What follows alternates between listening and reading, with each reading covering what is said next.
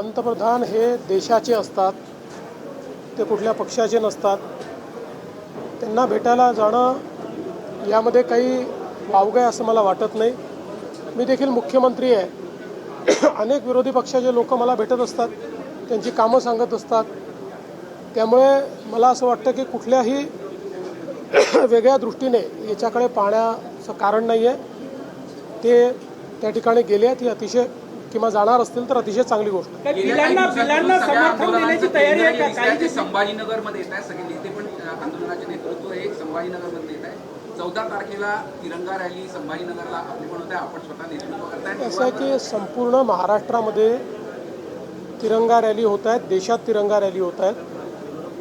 15 August भारतीय स्वातंत्र्य दिन आणि काल झालेला 9 ऑगस्ट करो या मरो भारत छोडो या सप्ताहामध्ये संपूर्ण देशात आपल्या तिरंगा रॅलीच्या माध्यमातून देशप्रेमाचं वातावरण तयार झालं पाहिजे, या दृष्टीनं या रॅलीज काढलेल्या आहेत.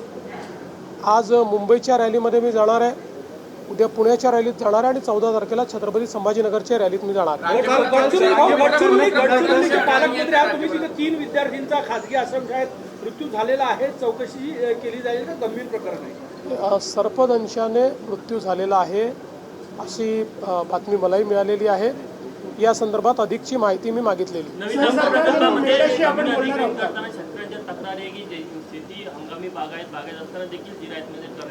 असं एखाद्याचा हे लपवता येत नाही. या संदर्भात गुगल इमेजरी आहे, प्रत्यक्ष ग्राउंड ट्रुथिंग आहे, ड्रोन इमेजरी आहे. कोणाचं सुटलं असेल तर ते इन्क्लूड होईल. कोणी जर त्या ठिकाणी अनावश्यक क्लेम करत असेल तर मात्र त्या संदर्भात भरपूर पुरावे असल्यामुळे त्या पुराव्यांच्या आधारावरच निर्णय घेतला जातो.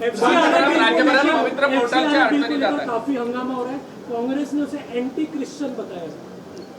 देखिए, FCRA के ऊपर बिल लाने का कारण यही है कि लगातार इस देश के अंदर FCRA का उपयोग करके कुछ संस्थाएं पैसा ला रही है और उस पैसे का उपयोग देश विरोधी गतिविधियों के लिए किया जा रहा है.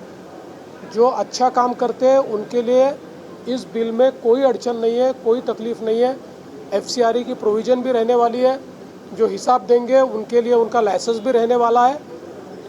मुझे विश्वास है कि अगर किसी को इसमें कुछ कहना होगा वो संसद में कह सकते हैं. भारत सरकार रिसेप्टिव है और ये किसी एक समुदाय का इसमें विषय ही नहीं है, क्योंकि केवल क्रिश्चियन संस्थाओं के लिए FCRA नहीं है, सारी संस्थाओं के लिए FCRA ये आवश्यक है. और सारी संस्थाएं किसी भी समाज की हो, जो संस्थाएं जिनको फॉरेन से डोनेशन मिलता है उनको FCRA ये आवश्यक है. अमेरिकेमधनं बरेच स्टेटमेंट येत आहे FCRA वरनं. खरं तर भारताचा अंतर्गत हा सगळा विषय आणि सगळ्या ज्या संस्थांना हे FCRA बिल आणणं का गरजेचं आहे हे या स्टेटमेंटवरूनच लक्षात येतं की अमेरिकेतल्या काही लोकांना FCRAचं अमेंडमेंट बिल येत आहे याची मिरची लागली. याचा अर्थ काय आहे? पण मी पुन्हा एकदा सांगतो की केंद्रातलं सरकार सगळ्यांचं म्हणणं ऐकून घेणारं सरकार आहे. हे कुठल्याही एका समुदायाच्या विरोधात बिलकुल नाही. सगळ्या समुदायांना, कोणालाही कुठल्याही संस्थेला परदेशातनं डोनेशन घ्यायचं असेल तर FCRAची मान्यता घ्यावी.